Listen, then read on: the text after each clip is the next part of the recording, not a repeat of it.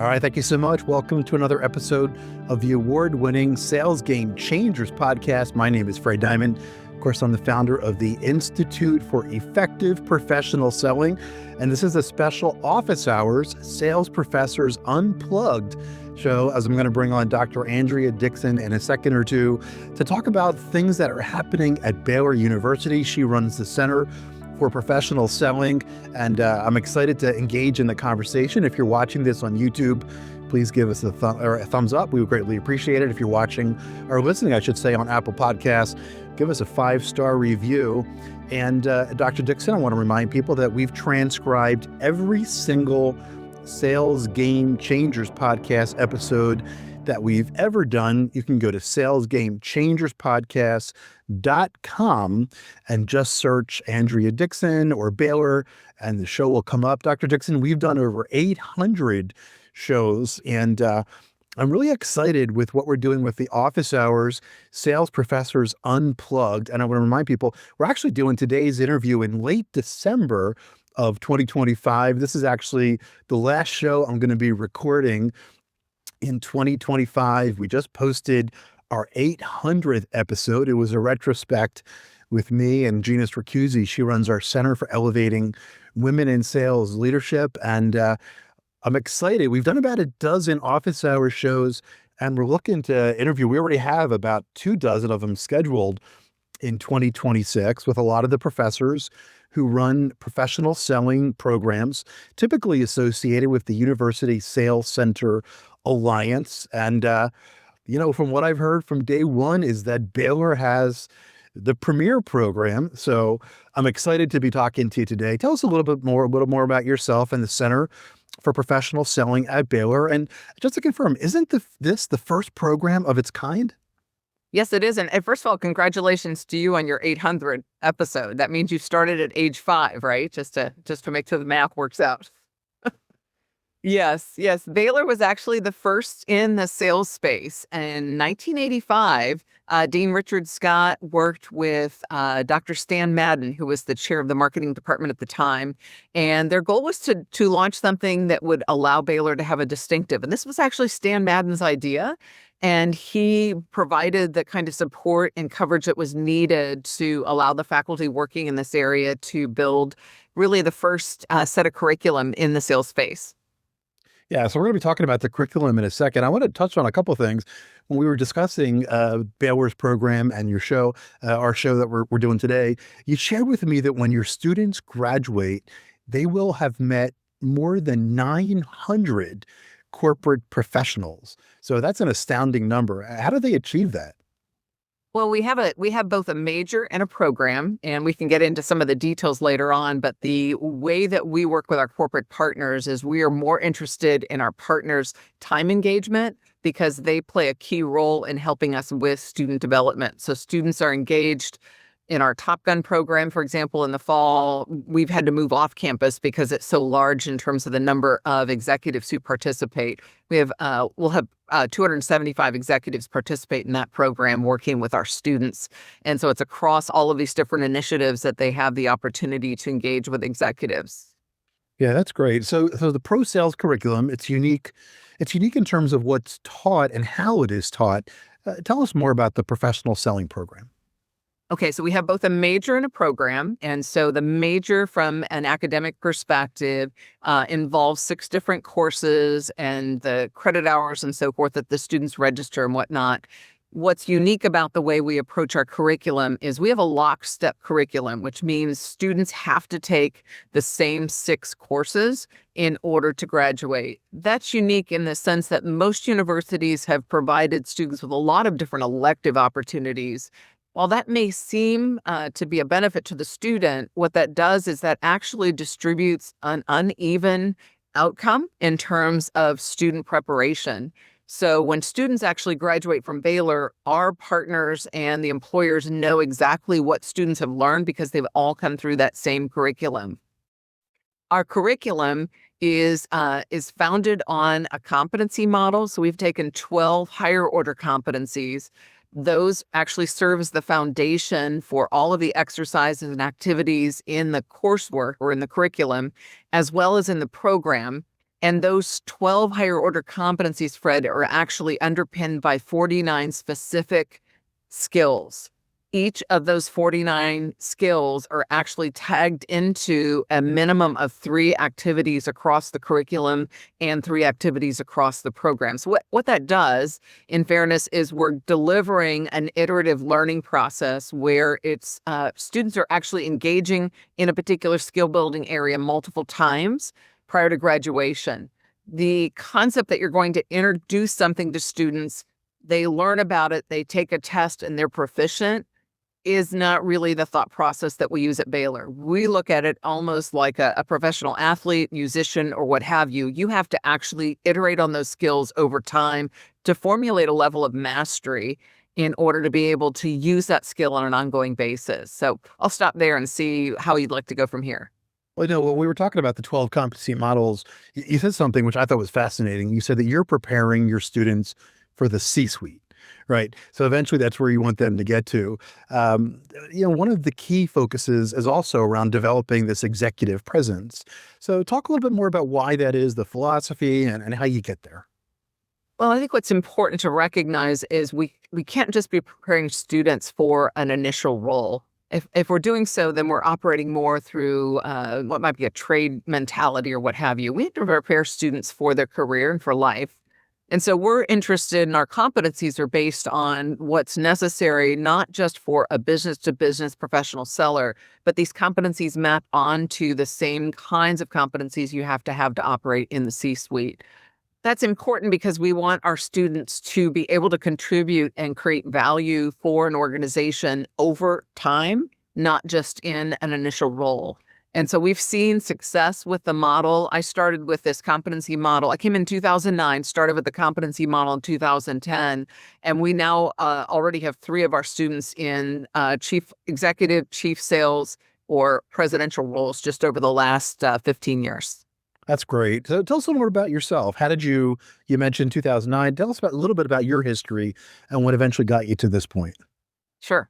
Background is actually, I always tell students, what you're preparing and learning will fit together in a way that at the time you're sitting in it, you won't understand. So I have an undergraduate degree in marketing, an undergraduate degree in management, and an undergraduate degree in theater. And understanding how you build momentum theatrically really plays out nicely in the business world. So I tell students all the time, your understanding of human interaction may come from some of your other courses that you, at the time that you're taking them, students have a tendency to say, I just have to take this. I don't really need it. It's like, you're going to need more of that content that happens across the university than what you think. Went on after my undergraduate to work in advertising and marketing research in a customer interfacing role. That's where I really understood what I didn't understand about sales and started to develop a passion for learning. But I had to learn on the job. My undergraduate degree was in marketing, and I learned a lot of the sociology and psychology that's associated with the discipline along the way and while I picked up my MBA. I was not really looking to go into academia. I pursued the PhD with a thought of having a market research firm. And at the time, that was really going to be my focus, was to be able to launch my own firm. But then we found out we were pregnant with twins, and sort of life takes twisting curves along the way, and decided that I wanted to be able to do a good job both in my full-time role, but also in my role at home, and felt that I could do that more in an academic setting. So that was the pivot for me. Worked in industry after my PhD, went back for 2 years doing a real deep dive for a trade association in Washington, where we had 43 companies sign on to really a study initiative of the best practices of top performing sales orgs. And so these companies identified for us their mid-level sales teams and their top-level sales teams. And then I got paid to study them for 2 years, which was great fun and gave us a great opportunity to understand the integration of theory and practice through that work. Went on to the University of Cincinnati and worked there in the marketing department and led a master's program in marketing when Baylor gave me a call and made the transition down here to Baylor University. That's when I saw what we had done at Baylor was mapping what was done historically in a university setting, a basic major, Students would register, they could sign up. It was whatever was taught in the courses was whatever a faculty member wanted to teach. It wasn't an integrated model. And I looked at what we had learned through that 2-year deep study of top sales orgs and said, well, if we reset the major, let's reset the whole set of activities to map on to what a top performing sales organization does. So that happens from the point of students wanting to get involved. They have to apply and they have to actually go through a pretty rigorous process to get in. And that process actually mirrors what happens in a top level sales org. It's not easy to join those orgs. They make it very, very clear that if you're coming in, that you're going to work and have a pace that's going to be very different than any other type of organization. But the learning and the growth from that happens in that type of cohort is pretty phenomenal. So our students really love once they're in. The learning happens in more of a 360 format. It's not just faculty to student or executive to student. It's a lot of peer-to-peer learning as well. All right, Dr. Dixon, we could probably speak here for another 8 hours on the studies that you did for those 2 years. So we're going to have to talk about that for a second here. Again, we're talking with Dr. Andrea Dixon at Baylor, the Center for Professional Selling. And again, I run the Institute for Effective Professional Selling. And we have a designation called the Premier Sales Employer. And we also have one called Premier Women in Sales Employer, which recognizes companies that are top of their game for selling professionals. Without talking for hours, give us some highlights on what are some of the discovery that you had that high-performing sales teams have that others don't. Sure. One of the real simple ones to explain right off the bat has to do with their recruiting and selection process. So we did a deep dive, about 80 in-depth interviews, and then that was followed by a survey, again, across those 43 companies. I remember the numbers. There were a couple thousand that participated in that. And then we went back out into the field for additional qualitative research just on that one study on recruiting and selection. We were able to map the goal set approach that top organizations use that at a very simple level has 2 additional goals that you don't see replicated in a mid-tier organization. So a mid-tier organization will go through the process of trying to screen initially, determining will and ability, and then selecting winners. Makes sense, seems logical. But what we found at the top was actually they do a screening process first, but before they even assess the individual's will and ability to do the job, they do an assessment of fit. And at the time when we had the quantitative research, it didn't map onto what we were seeing both in industry research or in academic research, this idea that you would do this more extensive fit assessment prior to figuring out whether or not the individual had the will and ability to do the job. And what those top leaders said was, if I assess the will and ability, all of a sudden I'm falling in love with the candidate because they can do the job, but they may not be able to do the job in our environment. So they actually spend time making that assessment of fit prior to even assessing the will and ability, because they want to make sure that they're getting the right type of psychographic talent that's going to come in. And in a sense, what you're doing in a top organization, and this is the language we use at Baylor, we're not going to give you a large number of plow horses. We're not going to be the place that you're going to come and hire 300 people. You are going to find your pace setters or your race horses here. And an organization needs both, but you need to have those race horses because of the psychographic profile they bring in and the way that they pull that entire bell curve to the right for your organization and help to accelerate its growth. And so in those top sales orgs, we found that mindset in that they would make that assessment of fit prior to assessing will and ability. Then they went back to Fred. They returned to screening because they felt that they had learned some things about the candidate, and they allowed themselves the thought process that as we return to screening, we're actually doing additional cutting of candidates. Whereas in a mid-tier organization, once I have you, I know you can do the job, the idea of cutting you is so foreign. And you would hear people talk about bringing this candidate on, and I would listen to them and I would say, gosh, you don't seem excited about this candidate you're bringing in.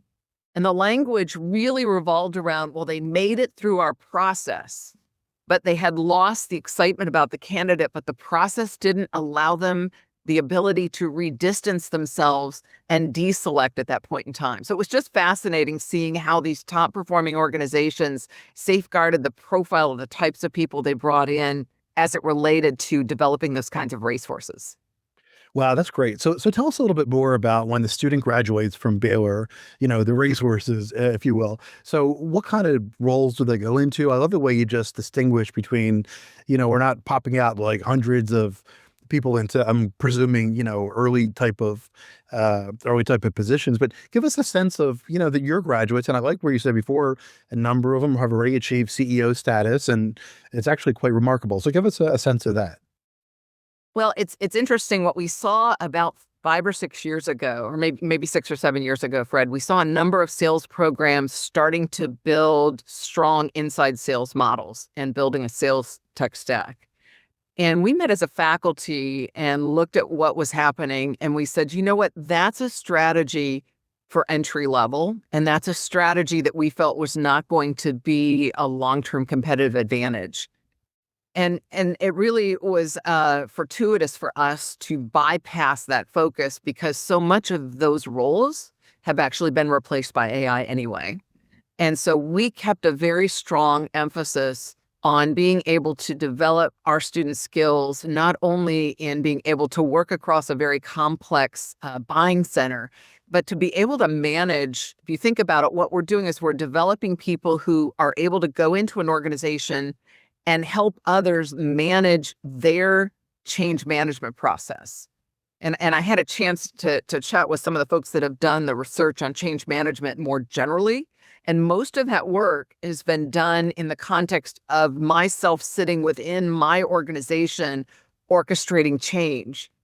And what we're doing is we're working at that crossroads where our students or our alumni are out there orchestrating change. So I had a call earlier today speaking with an alum who was actually going to be working with someone in an organization. And I said, tell me about what you're doing on Christmas week. What are you doing in that call on Christmas week? Well, it's someone who'd been in the firm for 25 years, is wanting to go along the direction of what this alum, the seller, has recommended, but wants the seller to equip him better to sell his boss. So it's basically the practice work for the internal selling that needs to happen. And the idea of creating that kind of mindset in that context, it's just a current example of what people need to be able to do today. And that's what we're trying to equip them in order to have them understand those opportunities and be able to develop that kind of value.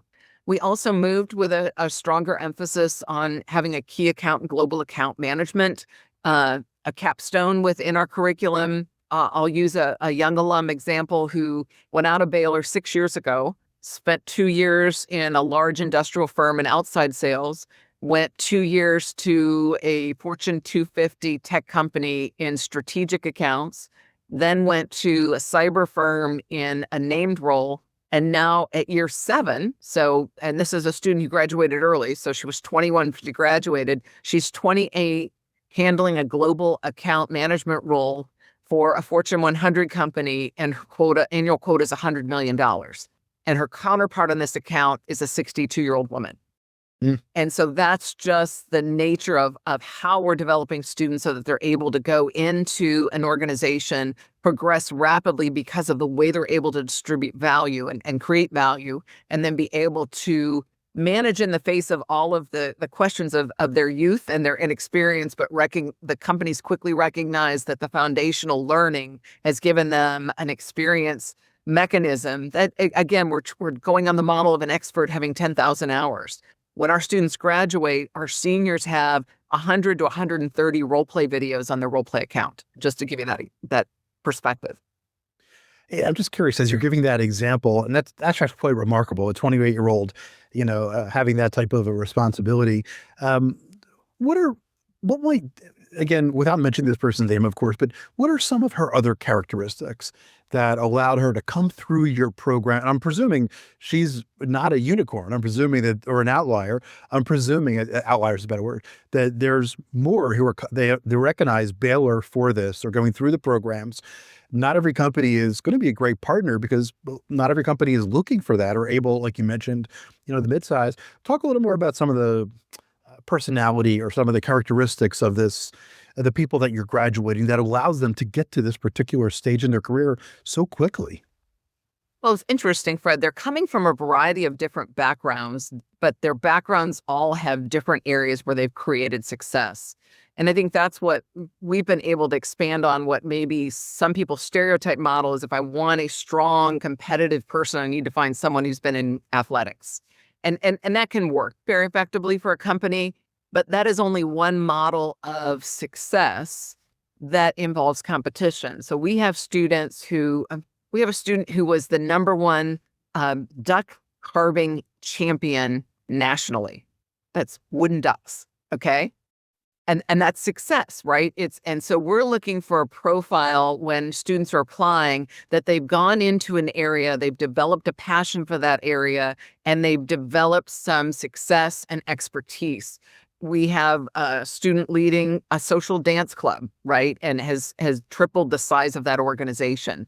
And so I'm giving you some different kinds of examples. We've had the president of the men's choir. So again, out of the arts world, out of the athletics world, we have D1 athletes in the stable as well. And so across the spectrum, they're students who have this innate desire to do something with a level of excellence. And so the students who apply and don't end up becoming a part of the program are typically a student who is a fine student, but they don't have that burning desire to prove to themselves what they can accomplish. And I think that's probably the most unique aspect that we're selecting for. And that also is a difference that my colleagues run a lot of good programs across the country. One of the places that's very difficult for them to compete with on us is we don't run an open enrollment program. So students can't just declare this as a major. They have to apply to get in. They have to complete an application. They have to interview 3 students in the program. They have to watch the PBS Science of Selling video. They have to write essays. And then they have to go through an actual interview process, all designed to make sure that we push that psychological push-pull that was in those top sales orgs profile, is making it difficult to get in because the student has to fight his or her way in, demonstrating that real strong desire for that type of growth. I love that. So just kind of curiously from a logistics perspective, when does the student apply? Do they apply coming out of high school or after their freshman year? How does that work? It used to be when I first got here, we were lucky if we could fill that junior class. And now we're in a position where we're running a cohort model where our senior class is filled, our junior class is filled, and I probably have 10 seats left in the sophomore class, and we're filling the freshman class. We had 8 come in the fall that came right off the high school campus and participated the week before classes started in our Top Gun program. And so that's really where we see the profile. And if you think about it, a 17-year-old who said, I want to do sales, that's a different candidate than a student who just says, well, I'm going to go in this major because some of my friends are talking about it. And so we've been able to manage the process over time to get to that level of both engagement with students and visibility, so that we're having students actually select Baylor to come for a sales major. Yeah. Dr. Dixon, one thing we talked about was a lot of the stuff that you've been doing is helping the college world understand the corporate world and vice versa for that matter, when things like recruiting happen and things like that. Tell us a little bit more about that, and what are some things you could share that you've been working hard to educate both sides on? Well, I think on the corporate side, it's important for them to recognize that the phrase of this student population not being prepared or not being interested in working is wrong. It's just dead wrong. The student today is not lazy. The student today is really desiring to be challenged, and the vast majority of them really do want to work hard, but they have to be able to see it paying off in going towards something that's meaningful. And so on the corporate side, we spend a lot of time helping them understand the potential that the students have, so that they don't bring them in and give them work that doesn't keep the student excited. That's probably our biggest challenge, Fred, is if someone hires them in and doesn't keep them engaged and allowing them to work hard, the student gets frustrated very, very quickly. At the same time, what we're trying to do is help our colleagues and our partners in the academy understand that students want to be able to learn and they want to be able to demonstrate that learning and they want to see how that learning is connected to both theory and to practice. And unfortunately, you find in academia, people kind of take that and go in a dichotomy. They either go with a very heavy theoretical approach with lectures and multiple choice exams and what have you, testing whether or not you understood the theory, or they go toward a very heavy, just practice-oriented lens where students are doing things, they know they relate to what's going on in business, but they don't understand why. And the beauty of the intersection between having been both an industrial researcher and an academic researcher is academic research helps us understand why something ought to work. And so we need to be able to help students understand what they need to do, but they need to understand why they need to do that. And so I think that's the place that we're trying to play very uniquely in terms of helping folks understand you need both perspectives. You need both a very strong theoretical perspective. At the same time, that theory has to come to life in an exercise that a student can see being replicated in an industry setting. Wow. All right. Once again, we talked today to Dr. Andrea Dixon, the Center for Professional Selling at Baylor. And Dr. Dixon, before I ask you for your final action step, something people should do right now to take action to help them grow their career, is there anything else that we missed? Is there anything that you want to bring up that you want to get out to our Sales Game Changers podcast audience? Well, I think going along the lines, Fred, of that idea of practice, one of the things that we have built into our model, again, I mentioned several times about the fact we have a curriculum and a program, and the program piece of it is that iterative opportunity for our students to practice and hone their craft. So if you think about it, what you're doing is you're learning how to do something, but you need the chance to do that over and over again in order to become, I have to play scales and I have to learn how to manage those scales in order to be able to use those scales in a musical piece, for example.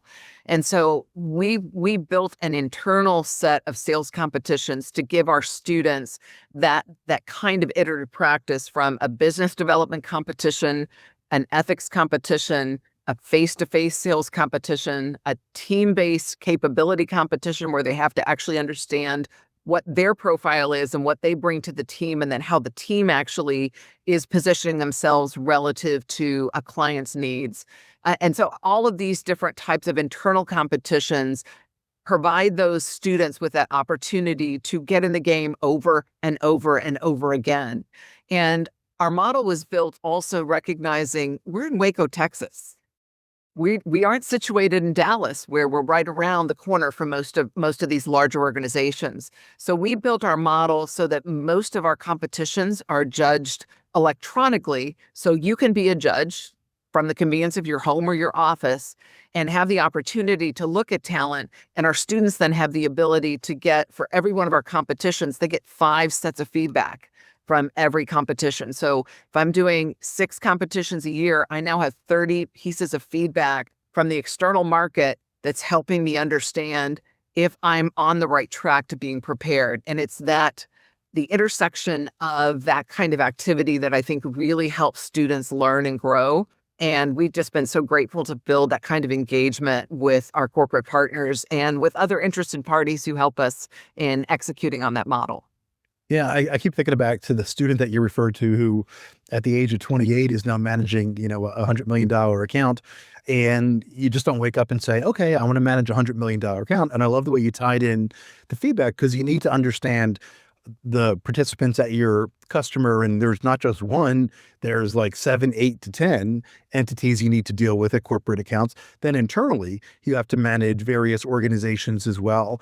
So it's a nice kudos, and it's great to hear how well Baylor is graduating students into those types of roles. And there aren't many people who really are capable of managing those roles. So it's actually fantastic. All right. Once again, you could listen to today's show, read today's transcript again, go to Sales Game Changers podcast competency-based.com and just search Baylor, and you'll be able to find today's interview or read the transcript. Again, if you're watching on YouTube, give us a thumbs up. If you're listening on Apple, give us a 5-star review. Dr. Dixon, thank you so much for sharing your insights today and the great things that are happening at your program. We like to end each show with an action step, something specific that our listeners, and let's just say most of them are selling professionals, B2B typically, maybe B2G, or leaders for that matter. What is your action step for them to take their careers to the next level? Well, as I think about it, they also need to have some sense of what might be ahead for them. And what our students do in order to gain that insight of what's ahead is they look across the spectrum of roles, and we have them do a lot of informational interviews. And I think that's very common for someone to do that on the beginning of their career. But I think it's really important for all of us to constantly think about what other roles might actually provide the kind of challenge and interest.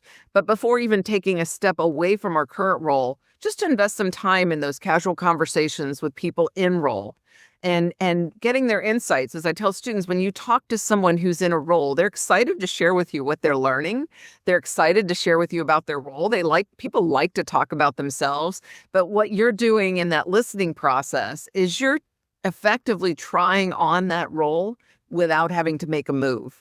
And I think we need to do more of that, not just in our work world. I'm talking to students constantly about their need to engage in broader society as citizens. I've just reviewed some applications this morning, and some of my notes on the applications is, I hope this person goes into politics, because we need these young people engaged in our communities and engaged in citizenry and making a difference in the institutions outside of work that help us be a much more benevolent and appropriate society in the way that we engage with one another. So I would encourage your listeners to think about their roles more broadly, next roles for themselves, having those conversations, but also thinking, am I engaging in my community more broadly? Have I sat on a school board? Have I found other ways to use my business skills in the arts community? There's a dire need to provide that kind of support and assistance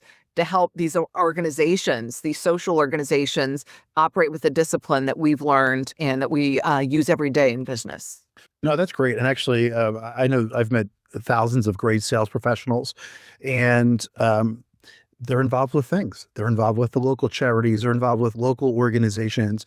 They're making things happen. A lot of them are involved. Again, I'm based in just outside of Washington, D.C., and a lot of the great selling professionals that I've worked with are involved with organizations that support veterans or that support, other service entities that relates to their customer.